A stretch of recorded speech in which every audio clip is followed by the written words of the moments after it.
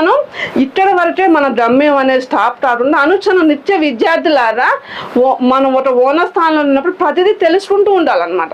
ప్రతిదీ కొత్త మోడల్ వచ్చినా కొత్తదనం ఏదొచ్చినా మనం తెలుసుకుంటూ మనం మారుతూ మన చుట్టూ ఉన్న పరిసరాలు మార్చగలిగినప్పుడు మాత్రమే ఒక బిజినెస్ హోల్డరు బిజినెస్లో నిలబడగలుగుతారు. ముఖ్యంగా ఆ క్వాలిటీ అందరు జెంట్స్లో బిజినెస్ మ్యాన్ అంటారు, కానీ ఆ అన్ని క్వాలిటీలు ఒక మహిళలు మాత్రమే ఉంటాయి అన్నమాట. ఎందుకంటే బిజినెస్లో క్రియేటివిటీ మనం తెలియకుండా అడ్వర్టైజ్ చేస్తుంది తెలుసా.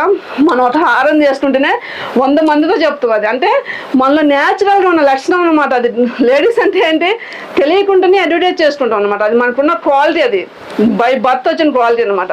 పొదుపు, ₹1 ఖర్చు పెట్టాలంటే లేడీస్ చాలా ఆలోచిస్తారు. ఆ పొదుపు బిజినెస్లో చాలా అవసరమవుతుంది. వాళ్ళు అవసరమైన మా చోట మాత్రమే పెట్టి అవసరం లేని ఖర్చును తగ్గించుకోవడంలో లేడీస్కి మించిన లేరు అని అంటాను. మీరేమంటారు కూడా కామెంట్ చేయండి.